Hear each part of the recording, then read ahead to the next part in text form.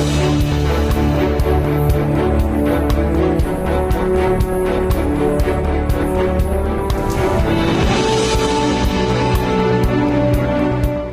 वालेकुम नाजरीन, मैं हूं रामीन सैयद और आप देख रहे हैं प्रोग्राम राज़ो नियाज़ ओरिया मकबूल जान और जफ़र हिलाली के साथ। नाजरीन, एक साथ इलेक्शन की तारीख पर इत्तेफाक के लिए हुकूमत और पाकिस्तान तहरीक इंसाफ को सुप्रीम कोर्ट की दी गई मोहलत का आज आखिरी दिन है, मगर आज इत्तेहादी जमातों ने यह वाज़ेह कर दिया है कि ना वो मुज़ाकिरात के मूड में है और ना ही 14 मई को पंजाब में इलेक्शन कराने के। आज होने वाले इत्तेहादी जमातों के इजलास में मुतफ़िक़ा तौर पर यह फैसला किया गया कि इलेक्शन एक साथ या अलहदा होने का फैसला पार्लियामेंट करेगी। तहरीक इंसाफ के साथ मुज़ाकिरात करने की कोशिश करेंगे, लेकिन किसी की जिद, अना और ख्वाहिशात के मुताबिक फैसले नहीं हो सकते, जबकि पीटीआई से मुज़ाकिरात के लिए पार्लियामेंट्री कमेटी का फॉर्म इस्तेमाल किया जाएगा। और यह साहब, सबसे पहले तो इत्तेहादी जमातों के इस नुक्ते पर आ जाएं कि मुल्क में इलेक्शन से मुतालिक फैसला पार्लियामेंट करेगी। ये फैसला पार्लियामेंट करेगी या आइन करेगा, और पार्लियामेंट आइन से हटकर कैसे फैसला कर सकती है? देखिए, पाकिस्तान का जो आइन है वो बहुत वाज़ेह है, और वो वाज़ेह ये है कि अगर एक प्रोविंशियल असेंबली कोई शख्स डिसॉल्व कर देता है जो कि चीफ मिनिस्टर है और वो समझता है कि मैं अपने नए मैंडेट के लिए अवाम के पास जाना चाहूँ, तो आइन कहता है कि 90 दिन के अंदर आपको इलेक्शन कराने चाहिए, और तमाम मशीनरी जो है ऑटोमेटिकली वो इलेक्शन करवाने की तरफ जुट जाती है। फाइनेंस डिपार्टमेंट उसको ऑटोमेटिकली फंड जारी कर देता है, क्योंकि उसके फंड पार्लियामेंट में नहीं रखे होते, उसके फंड रेगुलर बजट में नहीं रखे होते, उसके फंड बजट से, प्रोविंशियल और सूबाई बजट से निकाल के प्रोविंशियल कंसोलिडेटेड फंड में रखे होते हैं। प्रोविंशियल कंसोलिडेटेड फंड होता है जिनमें इमरजेंसी की चीजें रखी होती हैं, इसीलिए उसको फौरन जारी कर दिया जाते हैं और स्टेट बैंक जारी कर देता है। जो गवर्नर है वो तारीख दे देता है, इलेक्शन कमीशन आगे शेड्यूल जारी कर देता है, जो नॉर्मल किसी मुल्क के अंदर होता है। लेकिन हुआ ये है कि ये पार्लियामेंट जो है, इससे पहले ही इनके जितने भी कर्ता धर्ता थे उन्होंने कहा कि हम ये इलेक्शन नहीं कराएंगे। लेकिन अगर आज से कम से कम 2-3-4 महीने पहले की इनकी गुफ्तगू सुन लें तो मरियम नवाज भी कहती थी तुम असेंबलियां तोड़ो, हम इलेक्शन कराते हैं। शायद खकान अब्बासी असेंबलियां तोड़ो, हम इलेक्शन कराते हैं। ठीक है, उसके बाद वो दूसरे तीसरे जितने भी छोटे मोटे सारे असेंबलियां तोड़ो, हम इलेक्शन कराते हैं। अब उसने जब असेंबलियां तोड़ दी तो इनके पांव के तरह से जमीन निकल गई। इन्होंने कहा हमें तो इलेक्शन करवाने पड़ जाएंगे, और अगर प्रोविंशियल असेंबलीज दोनों में इलेक्शन एक दफा करवा दिए तो ये असेंबलियां कम से कम उससे 2 महीने पहले, 4 महीने पहले बन जाएंगी, और फिर आइंदा भी 5 साल बाद ये असेंबलियां 4 महीने पहले टूटा करेंगी और 4 महीने पहले इलेक्शन हुआ करेंगे। तो ये तो परमानेंट इमरान खान जो है उसका गर्दन पे हाथ आ जाएगा, और अब इमरान खान रहे या ना रहे, खौफ इनको था। अब इस सारे सूरत हाल के अंदर पार्लियामेंट ने तो कोई काम करना ही नहीं था। काम तो करना था इलेक्शन कमीशन ने, काम तो करना था फाइनेंस डिपार्टमेंट ने, और काम करना था बाकी इदारों ने जिन्होंने बाकी चीजें प्रोवाइड करनी थी। पार्लियामेंट में तो मसला उस वक्त आता जब इलेक्शन को कंफ्यूजन होती या इलेक्शन को आपने को आईनी तरमीम पास करनी होती 2/3 मेजॉरिटी में, तब आता ना जी। लेकिन उसके बजाय ये कि उन्होंने डिले किया। पहले रूलिंग आई सबसे पहले हाई कोर्ट पंजाब की के 90 दिन में इलेक्शन करा दो। उसके ऊपर लोगों ने कहा, वकला ने कहा कि इनकी नीयत नहीं है ठीक करने की। उन्होंने कहा कैसे कहते हो, तो नीयत में कैसे पहुंच गए हो? अब तो नीयत सामने आ गई ना कि नीयत नहीं है।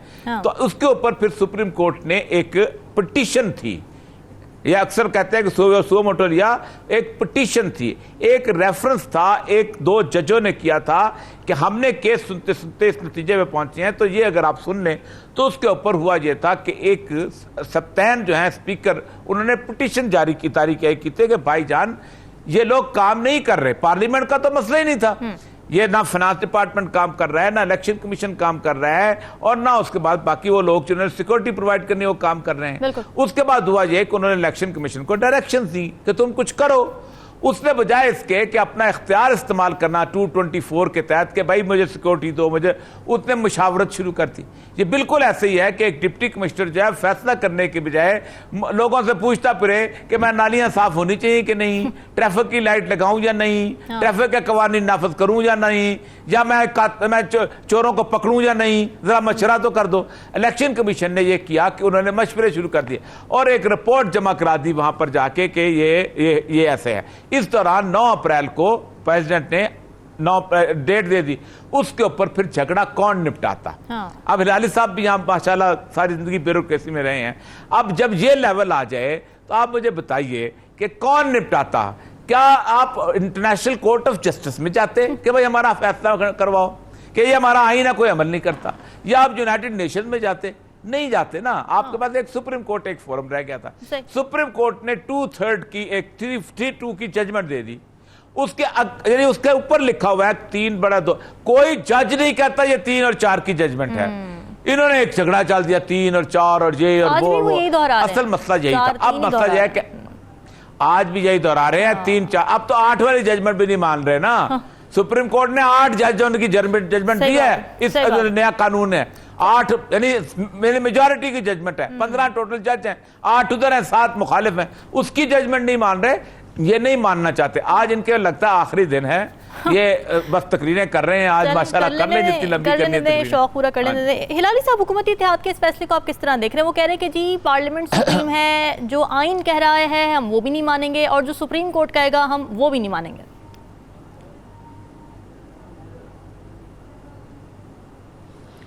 पहली बात तो ये है कि मेरे ख्याल में औरिया साहब ने बड़े क्लियरली एक एक्सप्लेन किया है कि व्हाट इज़ द प्रॉब्लम, और एक्चुअली इन लोग क्या कर रहे हैं जो नहीं करना चाहिए, वेरी क्लियरली। अब मैं इस पे सिर्फ 2 चीज़ें कह सकता हूँ कि आज आप हमारा प्रोग्राम आने के पहले मैं ये दार को सुन रहा था, और दार कह रहा था कि पार्लियामेंट में रिजेक्ट कर दिया है ये और रिजेक्ट कर दिया है वो। भाई पार्लियामेंट ने कॉन्स्टिट्यूशन को रिजेक्ट कर दिया है।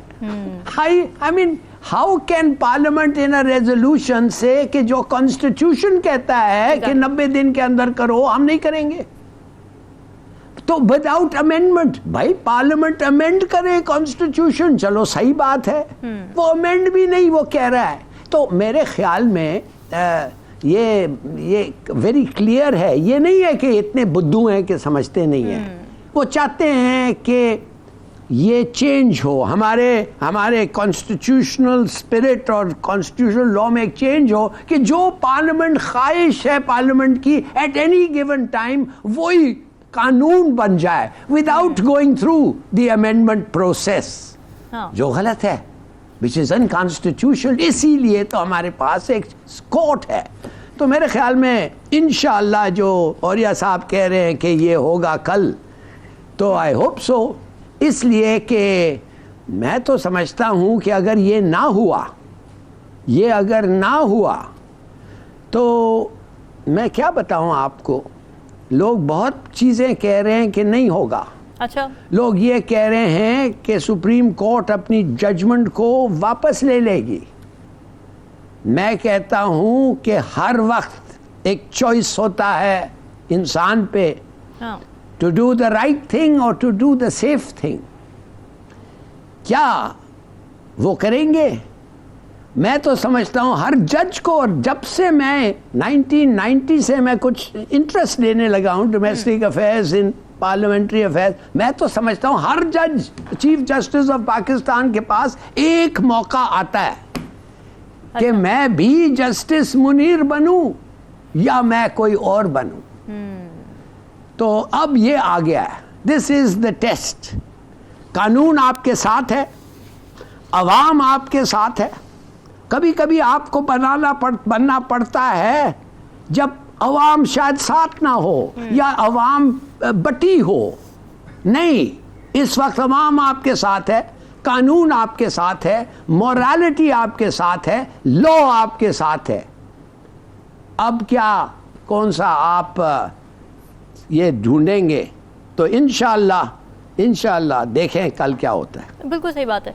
और ये सब तरह मुज़ाकरात की थोड़ी बात कर लेते हैं। अब जो आज इत्तेहादियों का इजलास हुआ उसमें उन्होंने एक नई बात की है। वो कह रहे हैं कि जी पीटीआई से मुज़ाकरात के लिए पार्लियामेंट्री कमेटी का फॉर्म इस्तेमाल होगा, यानी बराह रास्त नहीं करेंगे मुज़ाकरात, स्पीकर के थ्रू मुज़ाकरात करेंगे। ये कैसी स्ट्रैटेजी है, कितनी इफेक्टिव साबित हो सकती है, और ऐसा उन्होंने किया क्यों है डिसाइड? देखें, डिलेइंग टैक्टिक्स है। मैं आपको एक आज मज़ेदार बताते हैं, इनका खौफ पढ़ाता हूँ आपको। ये आज पाकिस्तान की government of Pakistan cabinet secretariat cabinet division ने नोटिफिकेशन किया जी। Cabinet meeting to be held on Wednesday 26 April 2023 at 14:30 hours in the prime minister house. ठीक है जी, सही। उसके अंदर हिलाली साहब मज़ेदार बात देखें, substitution of the world federal government with appropriate authorities. सुभान अल्लाह, यानी कि अदालत में कहेंगे जी ये तो फेडरल गवर्नमेंट ने किया ही नहीं, ये तो अप्रोप्रिएट अथॉरिटीज ने किया है। अच्छा। यानी आप अंदाजा करें इनका खौफ अदालत का इस तरह का है कि आज इन्होंने वफाकी हुकूमत का नाम ही बदल दिया। यानी आप खुद सोचे कि वफाकी हुकूमत की जगह अप्रोप्रिएट अथॉरिटीज, जैसे वो नोटिफिकेशन करते थे ना, नोटिफिकेशन क्या करते ना, जैसे competent authority has said so, कुछ नहीं होगा। उन्होंने कहा अप्रोप्रिएट अथॉरिटी की डेफिनेशन करो।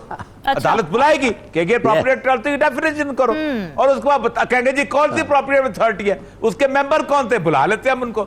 यानी ये बिल्कुल ऐसे ही है कि जैसे कबूतर जो आंखें बंद कर लेता है ना बिल्ली को देख के, बिल्कुल। ये मैं पढ़ के हंस रहा हूं, और मुझे उस कैबिनेट सेक्रेटरी मेरा दोस्त है, मुझे उसकी अक्ल पे मातम करने को जी चाह रहा है। ओ भाई तुमने किस लिए नोटिफिकेशन किया?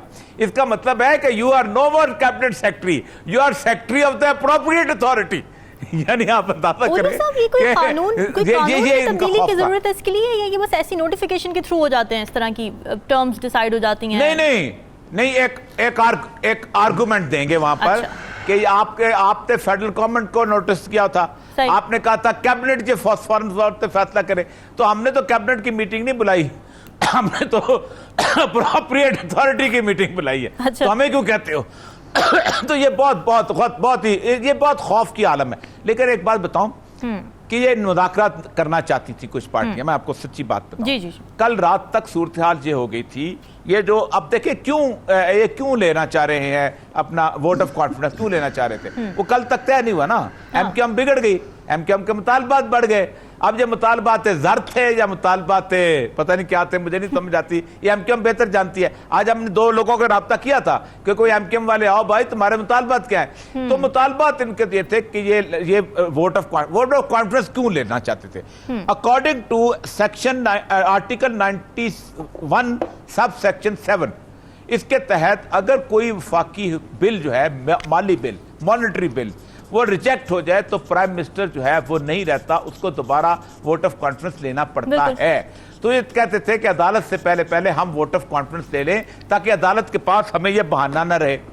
अब जब एमक्यूएम को पता चला है अच्छा ये तो जरूरत पड़ गई, तो उन्होंने कहा जी हमारे तो मुतालबात है। अच्छा, और ये सब इस पे जरा उसके ऊपर एक और मेरी इतना एक और है, मेरी कॉन्फिडेंस मोशन के ऊपर जी, इस पे जरा इसके क्या इम्पैक्ट हो सकता है? मेरी एक इतना और है जी, आप बता दें। जी बताएं। मेरी कितना और है कि एक और मूव चली गई थी। अच्छा। कि ठीक है हम ऐसा करते हैं कि शहबाज शरीफ साहब की जगह हम बिलावल भुट्टो को वज़ीर-ए-आज़म ले आते हैं, और ये उनको बकायदा इसके ऊपर बकायदा गुफ्तगू भी है, क्योंकि जब शहबाज शरीफ साहब नहीं रहेंगे तो चूंकि ऑर्डर तो प्राइम मिनिस्टर का था, सिटिंग प्राइम मिनिस्टर, वो ही इज नो मोर, तो ऑर्डर इनफ्रक्चुअस हो जाएगा, तो उनको नाअहल करार दे नहीं दे सकेगा, क्योंकि नया बंदा आएगा वो कहेगा मैं तो था ही नहीं उधर, मैं तो जनाब नया आया हूं, मैं तो जनाब अभी तो मैं तो लड़काने में था, मुझे क्या कहते हो तुम लोग? नया भी अगर वज़ीर-ए-आज़म आए तो उस पे क्यों नहीं वो लागू हो सकता फैसला? वो तो वज़ीर-ए-आज़म के लिए फैसला है या वफाकी हुकूमत के लिए फैसला है?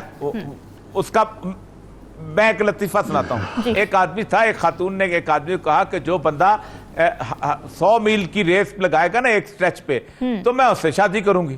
ठीक है, तो उन्होंने उसने 1 मील पे निशानियां लगाता गया, 1 2 3, वो जब 90 के करीब पहुंचा ना, 90 मील के करीब, तो औरत को तो हो छुड़ गए। उसने कहा, तो उसने वो लकीरें मिटा दी, तो उसने पूरी मिटा के उसने कहा अच्छा ठीक है फिर से शुरू करते हैं। अच्छा। तो मैं ये पूछना चाह रही हूँ कि क्या कानून में इस चीज की गुंजाइश है कि अगर वज़ीर-ए-आज़म ही बदल दिया जाए तो नहीं, मैं एक और मुझे let me ask a question.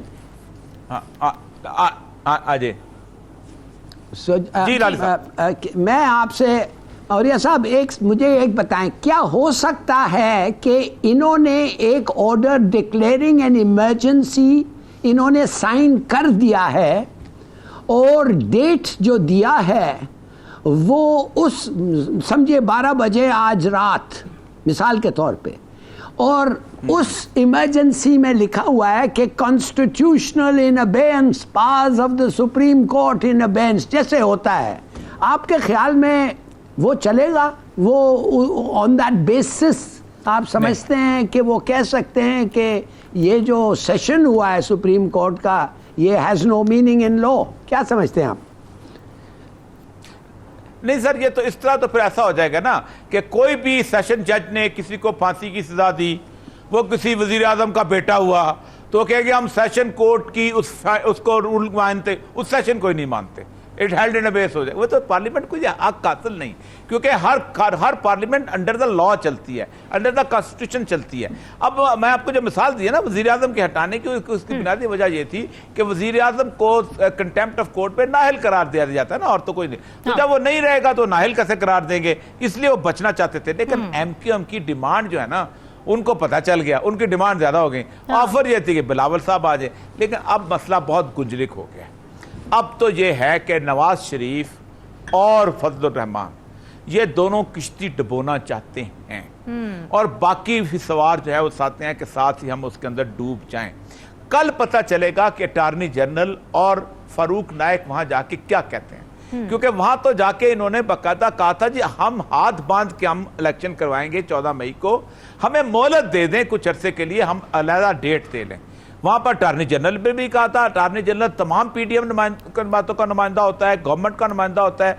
अब कल ये कुछ और कहते हैं, पार्लियामेंट में कुछ और तकीरे करते हैं, उनको ये दिखाते हैं, इनको रास्ता नहीं मिल रहा कोई और। उसकी वजह एक ही वजह है कि आईन की तलवार सर पे लटकी हुई है। कॉन्स्टिट्यूशन हो या ना हो, आईन की तलवार ऐसी है कि आईन की तलवार जो कॉन्स्टिट्यूशन की तलवार है, सुप्रीम कोर्ट कुछ ना करे उसके बावजूद भी कोई भी शहरी जाके कह सकता है कि इस आईन को तुमने कहां किया। बिल्कुल सही बात है। हिलाली साहब, पीटीआई से मुज़ाकरात क्यों नहीं हो सके, क्या हर्डल्स थी, क्या लगता है आपको?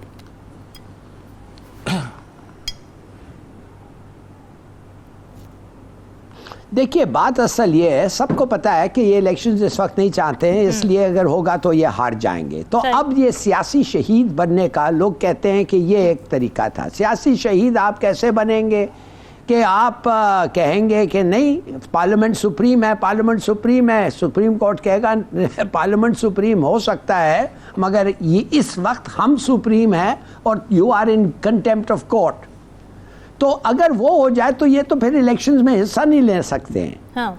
मगर अगर वो ना हो और अगर उनको उस तरीके से जैसे जिलानी जैसे ये हुआ था वैसा ना डिस्क्वालीफाई करें, उनका जो एक्शन है उसको इलीगल डिक्लेयर कर दें, of no consequence, void ab initio अगर कर दें, तो फिर क्या होगा? मेरे ख्याल में सियासी शहीद बनेंगे तो ये हार जाएंगे। तो ये भी कह सकते हैं हमने तो कैंपेन ही नहीं किया, हमारा तो कहने करने का कोई इरादा ही नहीं था, बस चलो जो सीट्स मिले हैं, मगर हमारे खिलाफ लेवल प्लेइंग फील्ड नहीं हुआ, हमारे साथ ज्यादती ये हुई, शायद व्हाट एल्स, और क्या हो सकता है? You know, this is the consideration. पूछे और या साहब आपका क्या ख्याल है, क्या हो सकता है? जी और या साहब।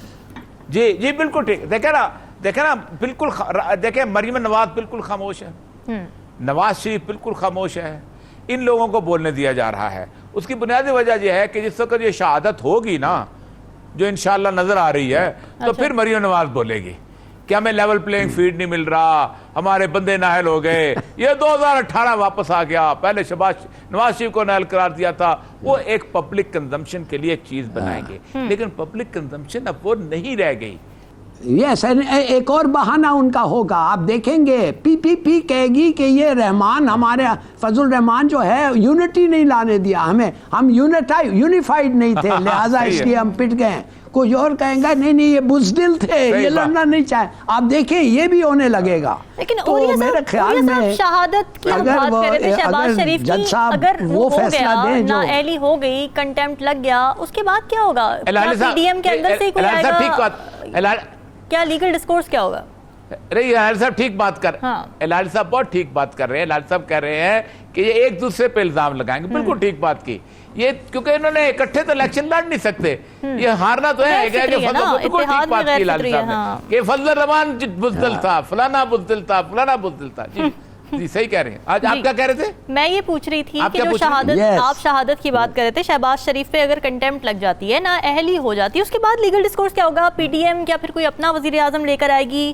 क्या उसके पास फिर भी कोई ना कोई फेस सेविंग होगा क्या उसके बाद? देखिए 5 बंदे जाएंगे, ठीक है, शहबाज शरीफ साहब जाएंगे, मिनिस्टर ऑफ लॉ जाएगा, फाइनेंस मिनिस्टर जाएगा, उसके बाद लॉ मिनिस्टर तो होगा, फाइनेंस मिनिस्टर जाएगा, डिफेंस मिनिस्टर जाएगा और इंटीरियर मिनिस्टर जाएगा। ये इसलिए जाएंगे कि अगर सुप्रीम कोर्ट ने लीनियंट व्यू लिया, हाँ, वरना तो पूरी कैबिनेट को घर भेज देगी। वो ये कहेगी कि तो जो मुहर्रक हैं, जो इम्प्लीमेंटर हैं, जिनको आइन बताता है ये काम करो, उनको भेजेगी। लेकिन अगर वो भेजने लगी तो कैबिनेट के बंदे चले जाए तो शहबाज शरीफ की गवर्नमेंट 2 वोटों पे खड़ी है, तो फिर ऑटोमेटिकली इलेक्शन हो जाएंगे उसके बाद। हाँ जी, ये हो जाए। फिर उनको और राना सनाउल्लाह जो है, उसका जो राना सनाउल्लाह ये देख रहा है, हाँ, और राना सना जो है ये देख रहा है, वो कह रहा है, वो देखिए क्या कहा उसने, कहा हमें तो इलेक्शन चाहिए ही नहीं, नॉट नाउ और एवर। हम तो चाहते हैं कि अक्टूबर से 1-2 साल हम पार्लियामेंट को कहें 2 साल और एक्सटेंड करो। यू सी दे नो, इनको पता है। और अब शेमलेसली, बेशरम से दे आर सेइंग कि हमें रखो, डजंट मैटर व्हाट, हम क्रिकेट खेलेंगे मगर कैच आउट नहीं होंगे, LBW नहीं होंगे, स्टंप नहीं होंगे, रन आउट नहीं होंगे, नो बॉल होगा, every ball is a no ball. यार ये किस किस्म के आप लोग चाहते हैं? सो आई थिंक लोग समझ गए हैं ये गेम। हाँ, लेकिन हिलाली साहब देखें ना, जैसे ओरिया साहब ने कहा कि कंटेम्प्ट लग गई तो फिर असेंबलियां डिसॉल्व हो जाएंगी, खुद ही इलेक्शन भी हो जाएंगे, तो जब बाद में भी यही होना है तो वो खुद से क्यों नहीं असेंबलियां डिसॉल्व कर देते, खुद से क्यों नहीं इलेक्शन में चले जाते? या वही बात है कि वो सियासी शहीद होने का एक विक्टिम कार्ड प्ले करना चाहते हैं जिसके जरिए शायद उनको कोई वोट मिल जाए? यही बात है। बिल्कुल सियासी शहीद बनना चाहते हैं भाई। विक्टिम कार्ड, बड़ा फर्क पड़ता है अपने लिए, उनके लिए, दूसरे और कोई नोबडी एल्स इज फूल्ड, अपने लिए करने के। बिल्कुल ठीक है नाज़रीन, डिस्कशन का सिलसिला जारी है, वक्त हुआ ब्रेक का। 10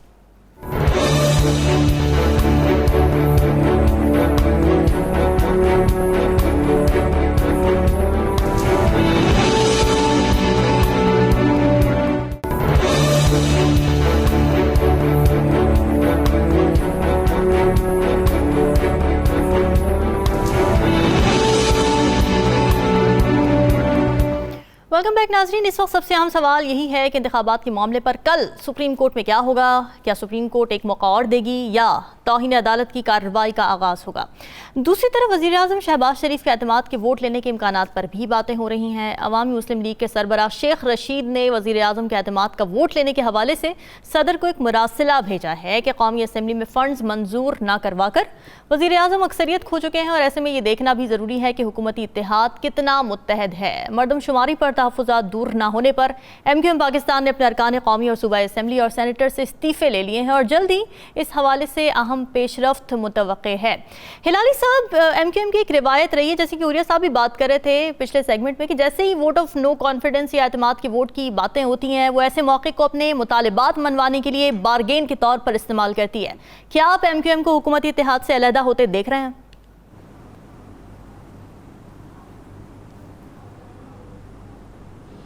देखिए, तो उन्होंने तो बड़ा मौका ढूंढा है और उनके बहुत कंप्लेंट्स हैं और ये जो सेंसस के कंप्लेंट्स हैं, मैं कहना चाहता हूं कि ये जेन्युइन कंप्लेंट्स हैं। जिस तरीके से ये सेंसस हुआ है वो गलत तरीके से हुआ है।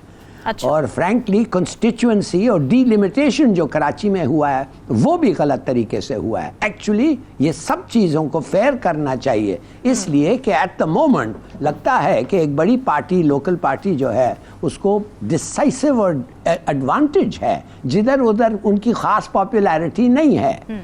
तो मेरे ख्याल में अगर वो सोचते हैं कि ये अब एक मौका है, हमारा जस्ट कोज, हमारा सही कोज को हम इस तरीके से एक्सरसाइज करें, हमारा ऑप्शन, तो वो कहते हैं ना, sometimes the means justifies the end. माने जो तरीके हम इस्तेमाल कर रहे हैं वो बेशक ऐसे हो जो प्रेशर हो और ये और वो और पैसे इन्वॉल्व हो, मगर उसका मकसद ये है कि गिनती ठीक करो, डिलिमिटेशन ठीक करो, और अगर गिनती ठीक हो गई तो डिलिमिटेशन ठीक होगा। देखिए, मैं जानना चाहता हूं कि हम प्लानिंग कैसे करते हैं। हाँ। कराची में कैसे आप प्लान कर सकते हैं कि आपका जो काउंट है वो 10 मिलियन और 5 मिलियन से कम डिफरेंस हो सकता है। आई मीन आप कैसे प्लान कर सकेंगे? इट इज एक हाउसवाइफ को अगर आप कह दें कि 5 लोग खाने पे आ रहे हैं और उसको फिर 20 लोग खड़ा कर देते हैं उसी खाने पे, तो वो बेचारी क्या कहेगी? जाहिर है वो फेल होगी, जाहिर है लोग कहेंगे कि हम तो भूखे जा रहे हैं वापस। तो कहने की बात यह है, तो गिनती तो ठीक करो। और मैं कहता हूं व्हाट इज रॉन्ग, सीखो। अगर अभी तक तुमने नहीं सीखा, सीखो। बहुत सारे इंस्टीट्यूशंस हैं बाहर, बहुत सारे तरीके हैं। फॉर वंस आपके शहरों में ठीक से गिनती करो। इसलिए कराची में दिन या रात पुलिस वाला आपको नहीं नजर आता है। हाँ। आता ही नहीं है नजर। और उस वक्त आता है जब वो ट्रैफिक लाइट्स पे, जब वो वीआईपी थोड़ी सी मूवमेंट होती है। I mean it is shameful. हम लोगों को पिस्तौल लेके फिरना पड़ता है जिधर भी आप जाएं, इसलिए कि प्रोटेक्शन तो है ही नहीं। तो मैं समझता हूं कि सेंसस करें, बहुत सारे आपके प्रॉब्लम सॉल्व हो जाएंगे। और ये साहब, आप भी अग्री करते हैं इस बात से कि एमक्यूएम की जो रिजर्वेशंस हैं वो वाकई जेन्युइन हैं, या फिर वो बार्गेनिंग चिप के तौर पर बार बार इन इश्यूज को लेकर तो आ जाती हैं मगर उसके हल के लिए कुछ कर नहीं पाती? देखिए, एमक्यूएम जो है ना, उन्होंने जिंदगी में पॉलिटिक्स ही यही चलाई है। अच्छा। कि कब कहाँ किस वक्त उनको बार्गेन करना है। ये जो बल्दियाती इलेक्शंस हुए थे उस वक्त ये गवर्नमेंट में शामिल थे, जब बल्दियाती लॉ पास हुआ था, इन्होंने गवर्नमेंट के साथ मिलकर ये लॉ पास करवाया था। उससे पहले भी जब भी कोई कराची का मसला हुआ है, जाहिर बात है इतना अरसा से ये लोग इस कराची के अंदर रहे हैं, सिर्फ 2 लोग ऐसे हैं जिन्होंने को काम किया है। एक थे अपना नेमतुल्लाह खान और दूसरे थे अपना वो जो पार्टी वाले जो नए वाले जो बन गए हैं मेयर होते थे। और दोनों का पीरियड मुशर्रफ का पीरियड था, यानी मुशर्रफ ने मुस्तफा कमाल, दोनों का पीरियड मुशर्रफ का पीरियड था। मुशर्रफ ने इनको बराह रास्त पैसे दे दिए, मुस्तफा कमाल। अब मामला ये हो चुका हुआ है कि इस वक्त 18th अमेंडमेंट के बाद अगर इस वक्त एमक्यूएम फेडरल गवर्नमेंट का साथ भी देती है तो उसको कुछ नहीं मिल सकता, क्योंकि कोई 1 रुपया भी without the consent of the provincial government आप खर्च नहीं कर सकते। You have to go through provincial government, क्योंकि वो फेडरली एडमिनिस्ट्रेटेड टेरिटरी नहीं है। फेडरली एडमिनिस्ट्रेटेड टेरिटरी जो है वो ज़्यादा से ज़्यादा यही है कि आप बंदरगाह पे को काम कर सकते हैं या एयरपोर्ट पे काम कर सकते हैं, उसके अलावा नहीं कर सकते। अब उनको अंदाज़ा हुआ कि टाइम आ गया है, गवर्नमेंट जा रही है। लेकिन एक बात बताऊं आपको, पाकिस्तान में जो कल का दिन है बहुत अहम है, बहुत अहम है। 2-3 वजूहात की है। एक तो यह है कि पाकिस्तान की सुप्रीम कोर्ट इनको मोहलत नहीं दे रही थी। वो कह रही थी जुमे का दिन बीच में है, तुम बैठो और ईद से पहले फैसला करो। ये सियासी पार्टियां खुद मिल के गई थी सुप्रीम कोर्ट के पास और उन्होंने कहा हमें 26 तारीख तक मोहलत दें, हम 27 को आपको बता देंगे। जिस दिन 26 तारीख को ये उन्होंने बाकायदा मोहलत सियासी पार्टियों ने ली है, और ये होता है बैरून अदालत जो है फैसले होते हैं, लेकिन इन्होंने मोहलत दी, सुप्रीम कोर्ट ने लीनियंट व्यू लेके दे दिए। उसके आधे घंटे के बाद मौलाना फजल रहमान का इंतहाई कंटेम्पचुअस किस्म का बयान आया जी। उन्होंने सुप्रीम कोर्ट को हथौड़ा कहा, उन्होंने सुप्रीम कोर्ट को कुछ कहा, पता नहीं क्या कुछ कहा। उसके बाद बिलावल भुट्टो मिला, बिलावल भुट्टो मिलने से कुछ फायदा नहीं हुआ, क्या क्या ये खिचड़ी इन्होंने खुद बनाई हुई है ताकि सुप्रीम कोर्ट को बताएं कि हम नहीं, आपस में जो लोग इकट्ठे नहीं वो पीटीआई के साथ क्या मुज़ाकरात करेंगे, घर में ही जो 2 लोग लड़े पड़े हो वो आगे क्या करेंगे। तो पीटीआई ने तो अपनी पार्टी की एक बना दी थी कि ये शाह महमूद कुरैशी और ये 2-3 लोग जो हैं इनके साथ आप मुज़ाकरात करें। अब कल क्या होगा देखें। 3-4 ऑप्शन हैं सुप्रीम कोर्ट के पास। एक तो ये है कि वो कहेगी कि मेरा फैसला 14 मई का बरकरार है, आप इलेक्शन कराओ, ठीक है, और वो तो उसने पहले भी कहा था बरकरार है। अब वो 14 मई का आज रात को 12 बजे तक इलेक्शन कमीशन जो है, क्योंकि इलेक्शन कमिश्नर बड़ा तेज आदमी है, ब्यूरोक्रेट बड़े तेज आदमी होते हैं, वो तो अपनी खाल बचाएगा, तो उसने आज रात को 12 बजे तक ऑफिस खोल रखे हैं। अलॉटमेंट होगी, सिंबल की अलॉटमेंट होगी कि आपने अपनी पार्टी से टिकट ले आओ, मैं सिंबल लॉट हो जाऊंगा। आज जब आपके सिंबल लॉट हो जाएंगे तो कल सुबह वो बैलेट पेपर की छपाई के लिए चले जाएंगे। अब एक और तरीका है, वो मैं बात कर रहा था इलेक्शन कमीशन के लिए, कि वो एक गवर्नमेंट लाइबिलिटी क्रिएट कर लेती है। मतलब हम जब डीसी होते हैं या किसी और जगह सेक्रेटरी होते हैं तो हम उधार पे पेट्रोल लेते हैं, और जब पैसे आ जाते हैं तो हम पेट्रोल पे कर देते हैं। इसी तरह जब एक्सपेंडिचर कर लेते हैं तो जून में उसको एडजस्ट कर ले तो वो लायबिलिटी पे करके वो इलेक्शन करा लेगा। 20-21 अरब रुपये का ऐसी चीज़ तो है नहीं है। ये तो सारे होते हैं बिल 21 अरब पता है क्या होता है? कुछ पैसे होते हैं लॉजिस्टिक्स के, बाकी पता है क्या होता है? IS duty. अच्छा। इसको तनख्वाह देनी है, इसको यानी स्टाफ के पैसे होते हैं ड्यूटी के, उसका ऑनरेरिया होता है, उसका टीएडीए होता है, ये सारी चीजें, ये तो लेटर पेमेंट में भी हो सकता है। तो वो तो और उससे तो बचा लेनी है जान अपनी। कल अच्छा, सुप्रीम कोर्ट ठीक में है। रह जाना है पीछे शहबाज शरीफ ने और बाकी 5 ने। अगर तो सुप्रीम कोर्ट हुई सही और उसने कहना है कौन सी पार्लियामेंट है, यानी आप अंदाजा करें कि पाकिस्तान में अगर एक कातिल जो है वो कोई गुज्जर कातिल है या जाट कादर है और वो उसकी बरादरी खड़ी होकर कहती है कि हम इसकी फांसी की सजा नहीं मानते, तो पूरी बरादरी कंटेम्प्ट में आती है, तो पूरी पार्लियामेंट कंटेम्प्ट में क्यों नहीं आएगी? तो अगर तो करना चाहे तो पूरी पार्लियामेंट को कंटेम्प्ट में लगा देंगे, जाए 5 साल के इलेक्शन खत्म। नहीं करने पे आएंगे तो लीनियंट भी रखेंगे तो सिर्फ कैबिनेट को दे देंगे, कैबिनेट नहीं रखेंगे तो इसको दे देंगे, अपना वजीर आजम को दे देंगे, और वजीर आजम को कहेंगे कि भाई साहब आप तो जाए ना घर। जैसे वजीर आजम आजाद कश्मीर का हुआ ना, क्या कर लिया उसने? हाँ। कुछ भी नहीं। सही बात। आपको पता है जब उसको बुलाया था हेलीकॉप्टर पे पहुंचा था किराए पे लेके कि मुझे सुना जाए, लेकिन नहीं सुनते।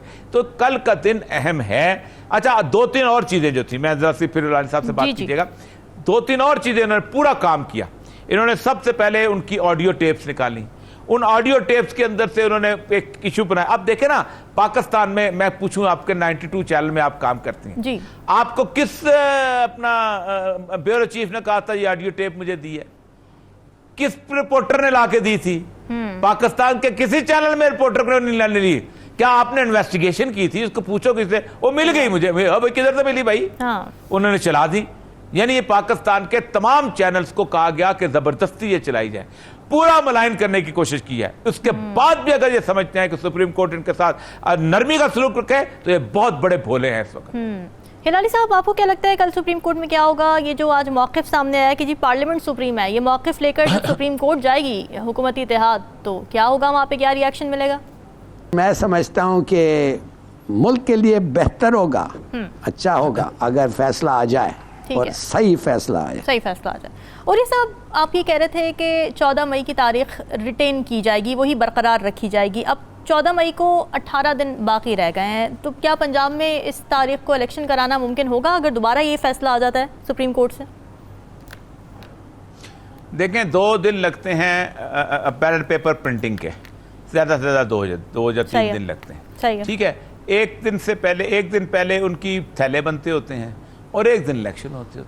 इलेक्शन को तो हमने पता नहीं तमाशा बना दिया है, आप अंदाजा नहीं करते। हम ऐसे बिल्कुल इलेक्शन करवा दिया करते हैं जिसकी हिसाब ही नहीं। पोलिंग स्कीम एक दिन के अंदर बन जाती है, तैयार पड़ी होती है, उस पर आपने बंदों को फिट करके लगाना होता है। पोलिंग स्टेशनों का सबको पता है, नोटिफाई हो चुके हुए हैं। पोलिंग स्कीम में आपने स्टाफ लगाना है और स्टाफ को आपने एक दिन ट्रेनिंग देनी है और ट्रेनिंग देकर उनको भेज देना। ट्रेनिंग में भी क्या काम होता है कि ये आपने चिट काटनी है, चिट का के आपने स्याही लगानी है, स्याही लगा के मोहर लगा के आपने गिनती करनी। 4 तो चीजें होती हैं। ठीक है। और सारे के सारे होते हैं, प्रोफेसर होते हैं, सबको पता होता है। और इनमें से ऐसे लोग होते हैं कि जिन्होंने कम से कम 10 इलेक्शन करवाए होते हैं। अच्छा। अक्सर लोगों को पता होता है, स्टाफ को। तो ये ऐसे हम लोगों ने हवा बनाया हुआ है, सिर्फ इलेक्शन ना करने के बहाने हैं। आप मुझे लगाए मैं आपको 14 मई से पहले इलेक्शन करवा के देता हूं। मसला ये नहीं है, मसला सिर्फ ये है कि बहाने। मैं आपसे कहना है, वो सिकंदर सुल्तान राजा अपनी नौकरी नहीं जाने देगा। हाँ। वो अपने हिसाब से चला। आज रात को 12 बजे तक उसने ऑफिस खोल दिया। आज उसने कहा आप अपने इंतखाबी निशान ले लो। तो जरूरी है ना, अपने आप को तो बचाएंगे वो। इन्होंने मरना है, इन्होंने मर, और ये मरना चाहते हैं।